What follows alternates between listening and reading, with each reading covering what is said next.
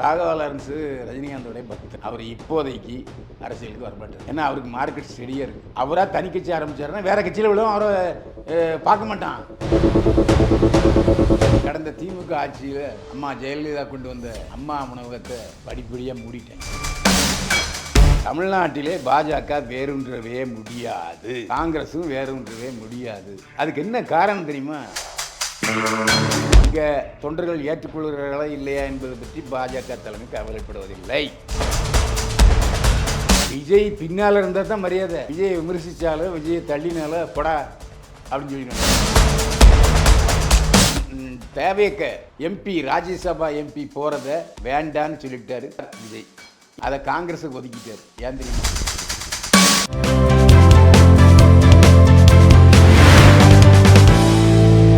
என்னை வாழ வைத்துக் கொண்டிருக்கும் யூடியூப் சேனல் நேயர்களுக்கு நன்றியும் வணக்கம். கல்யாணம் ஆகி உடனே குழந்தைய எதிர்பார்க்கக்கூடாது. 10 மாதம் மினிமம் கழித்து தான் குழந்தைய எதிர்பார்க்கணும். ஆண்டவனுடைய படைப்பு அப்படி. அந்த மாதிரி சூழ்நிலையில் புதுசாக போயிருக்கிறாரு தளபதி விஜய். எந்தவித அரசியல் அனுபவம் இல்லாமல், அதிகார அனுபவம் இல்லாமல், கட்சி அனுபவம் இல்லாமல் போயிருக்காரு. அப்போது நம்ம குறைஞ்சபட்சம் ஒரு 6 மாதம் அவருக்கு டைம் கொடுக்கணும். அதுக்கப்புறம் தான் அவருடைய ஆட்சியை நம்ம விளாவரியாக பேச முடியும். ஆனாலும் சில விஷயங்களை மனம் திறந்து பாராட்டும். ஏன்னா கடந்த திமுக ஆட்சியில் அம்மா ஜெயலலிதா கொண்டு வந்த அம்மா உணவகத்தை படிப்படியாக மூடிட்டாங்க. இது அவங்களுடைய ஓட்டு வங்கி சரிஞ்சதுக்கு அது ஒரு காரணம். சென்னையில் அன்னாடம் காட்சிகள் இருக்காங்களே, அவங்களுக்கு அதாவது ஒரு அட்சய பாத்திரமாக திகழ்வு அம்மா உணவகம். எத்தனை பேருடைய வயிறை நிறைச்சிருக்கு, சந்தோஷப்பட்டிருக்காங்க. அதை அம்மா உணவகத்தை மிக சிறப்பாக செய்ய வேண்டும் என்பதற்காக சிறப்பு நிதியை ஒதுக்கியிருக்காரு. அதற்கு நாம் முதல்வர் விஜய் அவர்களை பாராட்டியே ஆக வேண்டும். ஆனால் மின் கட்டணத்தில் 500 மீட்ரு 200 மீட்ரு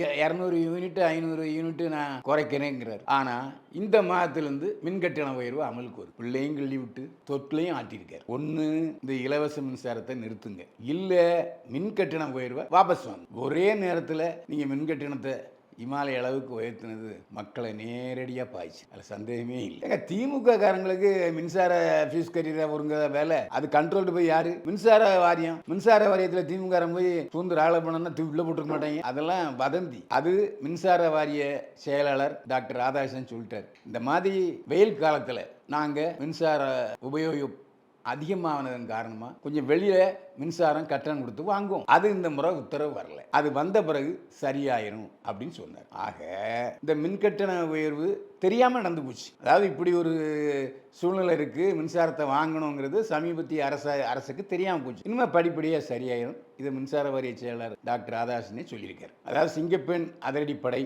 பாராட்டப்பட வேண்டிய திட்டம். இது முதல்ல அறிவித்தது அம்மா ஜெயலலிதா முதல்வராக இருக்கும்பொழுது தான் மகளிர் போலீஸை அறிமுகப்படுத்தினாங்க. அந்த பயிற்சி முகாம் கூட அந்த போட் கிளப் பக்கத்தில் இருக்குது, எனக்கு தெரியும். அதுக்கப்புறம் இப்போது அதை அவருடைய அந்த சிங்கப்பெண்ணு பாட்டு வந்தது இல்லையா, அதுக்காக அந்த இதை பின்னாடி சிங்கப்பெண்ணு சொல்லி யூனிஃபார்மை மாற்றி அறிவிச்சிருக்காரு. அதில் எத்தனை பேர்? ஒரு 14 வாகனங்கள் இருக்குது. இந்த 14 வாகனங்களில் ஒரு 20 பேர் கணக்கு போட்டாலும் எத்தனை பேர் இருப்பாங்க? முதலில் ஒன்று புரிந்து கொள்ள வேண்டும், நம்முடைய தமிழ்நாட்டில் மக்கள் தொகைக்கு ஏற்றவாறு போலீசார் இல்லை. புதிய போலீசாரை நியமியுங்கள். அது புத்திசாலித்தனமான நடவடிக்கை.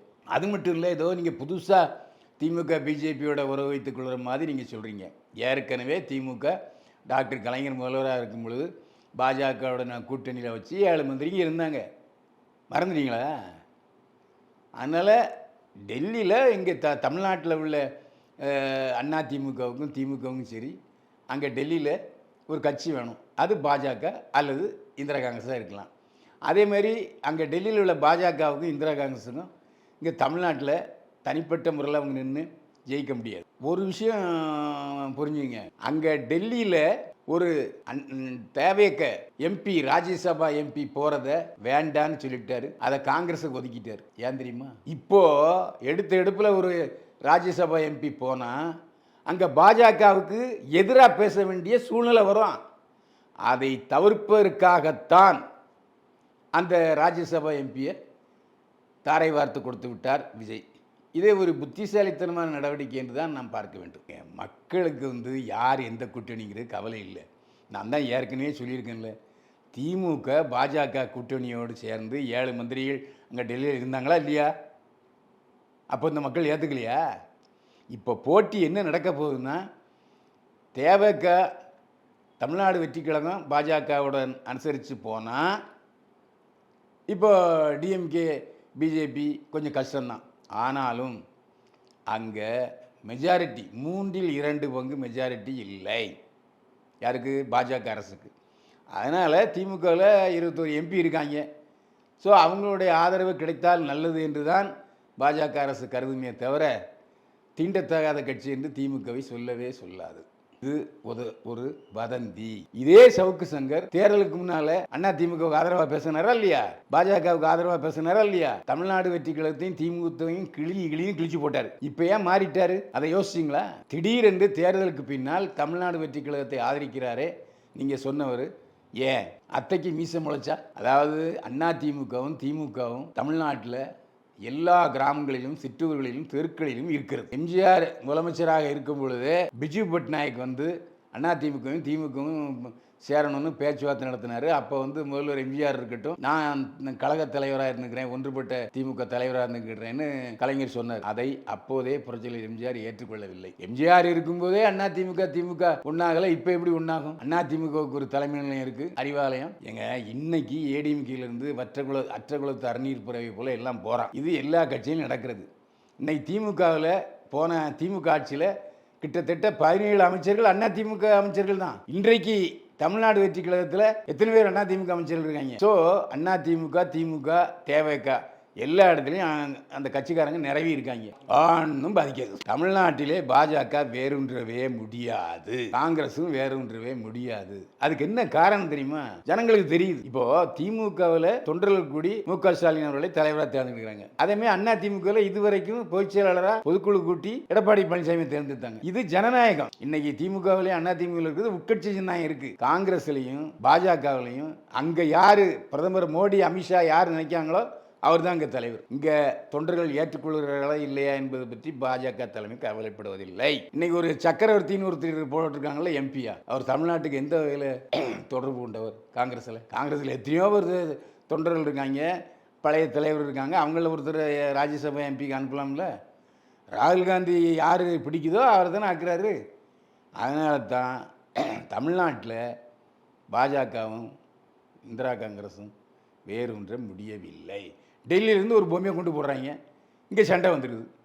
அது பாஜகவும் சண்டை வருது, இந்திரா காந்தியும் சண்டை வருது. சரி, அண்ணா நம்மளை ஏற்கனவே இந்த தேர்தலில் பிரச்சாரம் பண்ணார்ல பாஜகவுக்கு, அவர் பிரச்சாரம் எடுபட்டுச்சா?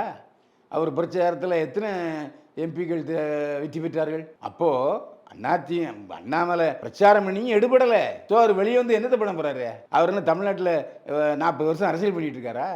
அவர் கர்நாடகத்தில் ஒரு ஐபிஎஸ் ஆஃபீஸராக இருந்தவர். அவருக்கு என்ன தெரியும் தமிழ்நாட்டு அரசியலை பற்றி? இல்லை, அது கருத்து ஏற்புடையது தான். அந்த கருத்து எல்லாருக்கும் இருக்குது. என்ன காரணம்னா, ரஜினிகாந்த் ஒன்ஸ் ஃபார் ஆல் சொல்லிட்டார், நான் அரசியலுக்கு வரமாட்டேன் அப்படின்னு சொன்ன பிறகு அவருடைய மனைவி லதா ரஜினிகாந்துக்கு எதுக்கு இந்த அறிவிப்பு? மக்கள் மேடை. உங்கள்கிட்ட மக்கள் மேடைக்கு வந்தோம்னா நீங்கள் தமிழ்நாடு வெற்றி கழக அரசில் சாதிச்சிருவீங்களா? அப்படின்னா முதல்ல நீங்கள் முதலமைச்சரை பார்த்து விஜய் சந்தித்து நான் இந்த மாதிரி மக்கள் மேடை துவங்க போகிறேன், உங்கள் ஆதரவு வேணும்னு கேட்டிருக்கணும். ஏன் கேட்கல? ஏங்க இப்போது வேற ஒன்றும் இல்லை. லதா ரஜினிகாந்துக்கு கமலஹாசன் எம்பி ஆகிட்டார், விஜயகாந்தோடைய ஒய்ஃபு எம்எல்ஏ ஆகிட்டாங்க, விஜயகாந்தோட மச்சான் பிரேமலதாவுடைய தம்பி ராஜ்யசபா எம்பி ஆகிட்டாங்க. நம்ம ஆளுக்கு, அதாவது ரஜினிகாந்துக்கு இவ்வளோ ஆதரவு இருந்தும் நமக்கு ஒரு பதவியும் இல்லையே அப்படிங்கிறதுனால அவங்க இதை பண்ணியிருக்காங்க. லதா ரஜினிகாந்துடைய வருமானம் ரொம்ப முக்கியம். நீங்கள் நல்லா கவனிச்சிங்கன்னா, ஒரு 4 வருஷத்துக்கு முன்னாடியே நான் ஓய்வெடுக்க போகிறேன், கேலரியில் உட்காந்து மற்றவங்க என்ன பண்ணுறாங்கங்கிறத பார்க்க போகிறேன்னு சொன்னார். ஆனால் அந்த அம்மா ரஜினிகாந்தை சும்மா வீட்டில் இருக்க விடலை. போ சம்பாதின்னு துரத்துது. இப்போ சமீபத்தில் நடந்த விஷயம் என்ன தெரியுமா? மைசூருக்கு படப்பிடிப்புக்கு போன ரஜினிகாந்த் எப்போவுமே ஒழுங்காக சென்னை ஏர்போர்ட்டில் இறங்கி வாய்ஸ் கார்டன் போயிடுவார். இப்போது மனைவி இந்த மாதிரி தனக்கு பிடிக்காத ஒரு மக்கள் மேடைன்னு ஒரு இயக்கத்தை ஆரம்பிக்க போகிறனால கோவிச்சுக்கிட்டு அவர் என்ன பண்ணார், ஊட்டியில் போய் தங்கிக்கிட்டார். 4 நாள் தங்கியிருந்தார். அங்கே ரசிகர்கள் திரண்டு வந்ததன் காரணமாக இப்போ மைசூருக்கு போயிட்டார். மைசூரில் ரஜினிகாந்த் எங்கே ஓய்வு எடுக்கிறாருன்னு இப்போ யாருக்கும் தெரியல. ஆண்டவனே, நம்மை படைத்த ஆண்டவனே, அது அல்லாவாக இருக்கட்டும், ஜீசஸாக இருக்கட்டும், சிவனாக இருக்கட்டும், கிருஷ்ணனாக இருக்கட்டும், தமிழ்நாடு முதலமைச்சர் ஆனாலும் இருக்கிற சிஸ்டத்தை உடனே தலைகளாக மாற்றிட முடியாது. அதே போலீஸ் அதிகாரிகள், அதே அரசு அதிகாரிகள், அப்புறம் காட்சி மாறும், ஆட்சி மாறும், காட்சி மாறாது. அவங்கள நாம் ஒரு புனிதப்படுத்தணும். இப்போ காசு வாங்கி பழக்கப்பட்டாங்க அரசு அதிகாரிகளும் காவல்துறை அதிகாரிகளும். அவங்கள சுத்தப்படுத்தணும்னா பெரிய ஒர்க் அவுட் வேணும். அது பொறுத்திருந்து தான் பார்க்கணும். எங்கள் தமிழ்நாடு வெற்றி கழகத்துக்கு டிவி இருக்கா? ஒரு நாளிதழ் இருக்கா? இல்லை அதுக்கு ஆதரவாக எந்த பத்திரிகையாவது இருக்கா? இல்லை, ஒரு மீடியாவும் கிடையாது. என்ன, ஆனால் திமுகவுக்கு கலைஞர் டிவி இருக்குது, அப்புறம் சன் டிவி இருக்குது, இன்னும் நிறைய டிவிகளுக்கு விளம்பரத்தை கொடுத்து எல்லாம் தன் பக்கம் வச்சுருக்காங்க. அதுவும் இல்லாமல் முதலமைச்சர் விஜய் மீடியாக்களை பதில் சொல்ல மாட்டேங்கிறாரு, ப்ரெஸ்ஸை மீட் பண்ண மாட்டேங்கிறாருனால இயற்கையாகவே தமிழ்நாட்டில் உள்ள மீடியாக்கள்லாம் திமுக பக்கம் இருக்குது. இவ்வளவு தூரம் மீடியாக்களை கையில் வச்சுருக்க திமுகவே தேர்தலில் தோக்குது. முன்னாள் முதல்வர் மு க ஸ்டாலின் தோக்குறாரு. ஒரு ரீல்ஸை வச்சு ஆட்சிக்கு வந்துட முடியுமா? மக்கள் மனமாற்றம். மக்கள் திமுக அரசை விரும்பலை, மக்கள் மாற்று அரசை விரும்பினாங்க, ஓட்டு போட்டாங்க. அதையே ஏற்றுக்க மாட்டேங்கிறாரு திமுகறாங்க. எங்கள் ஊர் விஷயம் கூர்மையாக கவனிச்சிங்க. தமிழ்நாடு வெற்றி கழகத்தில் எல்லாம் புதுமுகங்கள், ஊழல் இதுவரைக்கும் செய்யாதவங்க ஓட்டு போட்டான். விஜய் தான் எல்லா இடத்துலையும் கேண்டிடேட்னு ஓட்டு போட்டான். திமுகவில் எல்லாம் வாரிசு அரசியல். மந்திரியுடைய பையங்க, சீனியர்கள், யாருக்காவது இளைஞர்களுக்கு வாய்ப்பு கொடுக்கப்பட்டதா? புதுமுகங்கள் எத்தனை பேருக்கு வாய்ப்பு கொடுக்கும்? இளைஞர்களை உற்சாகப்படுத்த வேண்டியது, ஊக்கப்படுத்த வேண்டியது, திமுகவை இளமைப்படுத்த வேண்டியது திமுக தலைமையுடைய வேலை. அதை விட்டுட்டு அவங்க இன்ஸ்டாகிராமில் ஜெயிச்சாங்க, என்ன பேச்சு இது? யூஸ்லெஸ். ராகவா லாரன்ஸு ரஜினிகாந்தோடைய பக்தர். அவர் இப்போதைக்கு அரசியலுக்கு வரமாட்டார். ஏன்னா அவருக்கு மார்க்கெட் ஸ்டெடியாக இருக்குது. அப்போது அவராக தனி கட்சி ஆரம்பித்தாருன்னா வேறு கட்சியில் விழுவும் அவரை பார்க்க மாட்டான். இதை ரஜினிகாந்தே சொல்லியிருக்காரு. அதாவது ஒரு நடிகர் பொதுவாக இருந்தால் எல்லா கட்சியிலேருந்து பார்ப்போம். அவர் ஒரு பரபரப்பாக அறிக்கை வெளியிட்டிருக்காரு, அவ்வளோதான். அது அவர் ரஜினிகாந்த் ஆதரவு இல்லாமலோ இல்லாட்டி லதா ரஜினிகாந்த் ஆதரவு இல்லாமலோ அவர் தேர்தலில் நிற்க மாட்டார். அவர் என்ன நினைக்கிறாருன்னா, லாரன்ஸ் இன்னும் பேர் வச்சதுனால அவர் கிறிஸ்டின்னு, அதனால் திமுக கிழக்கில் நின்னா ஜெயிச்சிடலாம்னு நினைக்கிறாரு. அவரே கிறிஸ்தவன் அல்ல, பேர் தான் லாரன்ஸு, இந்து தான். அதனால் அவர் நிச்சயமாக ராகவா லாரன்ஸ் திருச்சி தொகுதியில் நிற்பதற்கான வாய்ப்பு இல்லவே. திமுக மு க ஸ்டாலினை நம்பியிருக்கு, அதிமுக எடப்பாடியை நம்பியிருக்கு, கம்யூனிஸ்ட் தேர்ந்தெடுக்கப்பட்ட நிர்வாகிகளை நம்பியிருக்கு, விஜயை நம்பித்தான் அந்த கட்சி இருக்குது. ஆதவர்ஜனா வெளியில் அதிகமாக பேசிக்கிட்டு இருக்காரு. ஆனால் அதே 2ஆம் கட்டத்தில் இருக்கிற அமைச்சர் ஆனந்த் ஏதாவது பேசுகிறாரா? அதனால் அது தப்பு. விஜயை ஓவர்டேக் பண்ண யாரும் விஜய் பின்னால் இருந்தால் தான் மரியாதை. விஜயை விமர்சித்தாலும் விஜயை தள்ளினாலும் போடா அப்படின்னு சொல்லிடுவாங்க. ஆளுங்கட்சி என்ன சொல்லுதோ அதுதான் கேட்பாங்க. அப்போ திமுக சொல்கிறது அருண் ஐபிஎஸ் கேட்டார், இப்போ முதல்வர் விஜய் சொல்கிறத கேட்க போகிறாரு. இப்போ உடனே நேரு மேலே விளக்கு போட்டார்ல. அதனால் அது ஒரு தனிப்பட்ட ஐபிஎஸ் அதிகாரியோ ஐஏஎஸ் அதிகாரியோ குற்றம் சுமத்தக்கூடாது. அவர் ஏதாவது உளவு சொல்கிறாரா, இங்கே அரசு ரகசியங்களை எதிர்கட்சிக்கு லீக் பண்ணுறாராங்கிறத மட்டும்தான் நம்ம யோசிக்கணும். கற்பழிப்பு வேறு, அதே மாதிரி 2 பேரும் மனமுவந்து உடலுறவு கொள்வது வேறு. அது உச்சநீதிமன்றத்திலேயே 10 வருஷத்துக்கு முன்னாலேயே தீர்ப்பு வந்திருக்கு. இன்னொருவருடைய மனைவியும் இன்னொரு பெண்ணுடைய கணவனும் உடன்பட்டு சம்மதித்து உடலுறவு கொண்டால் அது தப்பு. புரியுதா? எனவே ஒரு வாலிமனும் ஒரு பெண்ணும் மனமுவந்து உடலுறவு செய்தால் அது தப்பு இல்லைன்னு தான் சொல்லியிருக்காங்க.